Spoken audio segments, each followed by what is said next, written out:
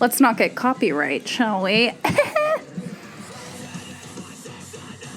10 points to Slytherin if you can guess that song. Hi friends, hello, it's me again. Let's talk about M3GAN, or M3GAN, as my friend likes to call it. He knows who he is, probably not watching this video, so whatever. What a wild movie. It's funny because I remember saying on social media many moons ago that I was not going to watch this movie in theaters. Well, I lied. I lied to you and I lied to myself. So if you don't know, M3GAN is about a killer girl AI robot who is owned by I don't know how to say this word, a roboticist, I don't know, and her niece. Let me tell you guys, I was laughing, crying, I was horrified, I was pumping my fist into the air at how much I loved this movie. Okay, maybe I wasn't crying, but everything else, I did. One thing I will say is that I wished it was pushed to the R rating because I really wanted to see M3GAN, like, just go there, you know? I mean, trust me, she went there in some of the scenes, but I really wanted it to just be like, you know, like, I was ready for more, you know? I will say that the character played by Allison Williams, Gemma, I think her name was, yes, Gemma, was a little bit of a bitch. But Allison Williams stays playing bitches, so she knows what she's good at and she sticks to it. And I'm not mad at her for that. So the little girl, I don't remember what her name, Katie? Yeah. Not really the biggest fan of her. She was a little bit annoying, but I mean, we can't really blame Gemma or Katie because they're characters. They essentially were thrust into this new life that neither of them are ready for. When the parents died in the beginning at the snow accident. Yeah. That was the most terrifying part for me because I absolutely hate snow and I hate driving in snow. Yeah. I think my favorite part of the whole movie was those little one-liners from M3GAN, like the one where she, correct me if I'm wrong, she goes, "Now it's time for you to run," or, you know, "You better get running." I loved that part. That was so good. And she said it to that like little shit bully.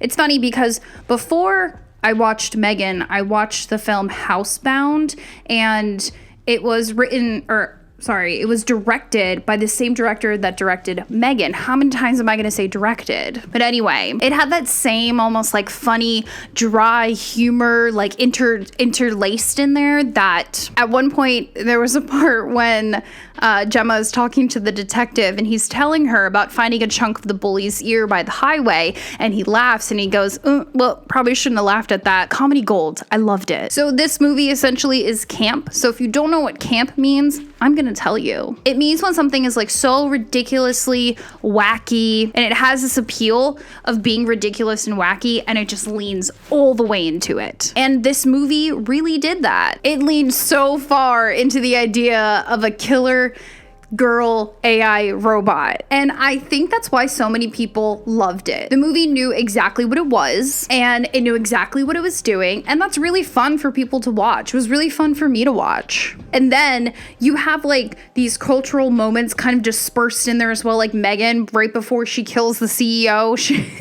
She's like doing a TikTok dance. Like, you literally can't ask for more because it was so great. And the titanium lullaby, I was wheezing. I was laughing so hard. Blumhouse is really out here serving us gems in between all the other messes that they make us watch. Like, just imagine going into like a toy store and seeing just like a line of M3GANs like all lined up and like ready for purchase for $10,000, which is less than a Tesla. Another thing I appreciated about the movie was the ending. Now, I will say I am that bitch who was like, oh my god, Bruce, the robot that Gemma made in college, is totally going to be the one to save the day and like rip M3GAN apart. And of course, that's essentially what happened, you know, until Katie throws the screwdriver in, you know, M3GAN's face.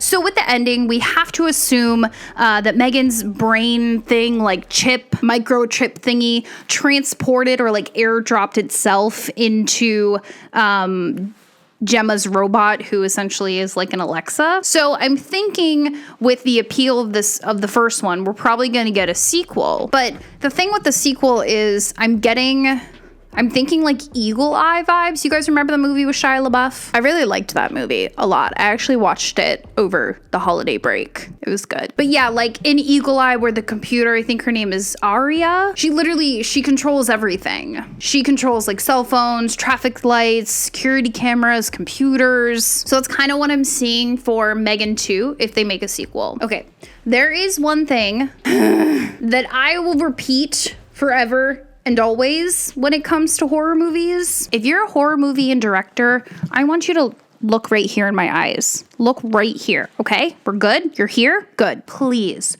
for the love of God, stop killing animals. You can make a good horror movie without killing the dog. For the love of God, please, please, I am begging you, at least for my sake, stop killing cats, stop killing dogs, stop killing rabbits, whatever. Stop doing it. I will literally watch a whole ass neighborhood like get slaughtered before I want to see a dog or a cat get killed. So please, just please, please stop doing it. And I don't know about you guys, but I was getting kind of like orphan vibes from M3GAN. I think it might have been because of like the outfit choice. I don't know. You guys tell me what you think, or not, whatever. Also, a little fun fact about M3GAN. M3GAN was played by 2 actresses, one for the voice and one for the body. And I'm reading this directly from the internet, so 1 second. Ready? Amy Donald played M3GAN when it came to the physical movements, while Jenna Davis did her voice work. Also, how many people do you think we're gonna see dressed up as M3GAN for Halloween this year?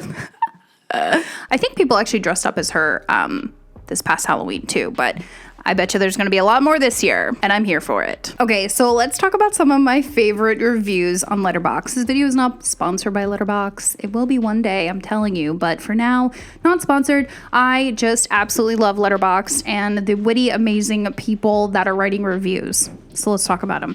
Okay, so the first one, I love that this movie only introduces one other kid character, and the kid is so shitty that the entire audience is immediately like, fuck that kid, I hope M3GAN kills him good. Here's another one. Chucky had to work so hard for queer icon status, and here comes Miss M3GAN, an instant legend. Okay, this next comment I'm gonna read you, probably my favorite comment. I forgot about this. Okay, Renesmee looks a little bit different.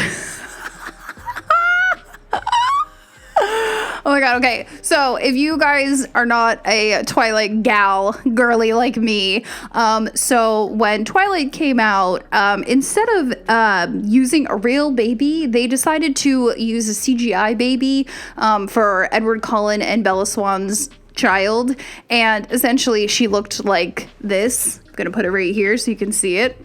Yeah, so that comment wins. That wins in my book. Oh, this is another amazing comment. Gaslight, gatekeep, girlbot. The way that people use the numbers for the words sends me into oblivion, but like a good one. Like I love Letterbox so much. And to round up the last comment that I am finding right now that's funny, imagine being scared shitless running for your life and looking over and seeing your killer do a TikTok dance. Now that review is a good one too, because nothing scares me more than TikTok. Nothing scares me more than TikTok, guys. Okay? Nothing does. Yeah. So if you haven't seen M3GAN yet, I would go see it. It's a great movie. It's a fun time. Blew me away. Absolutely loved it. 10 out of 10. Thanks for watching. If you did, that's awesome. And I'll see you guys when I see ya. Bye.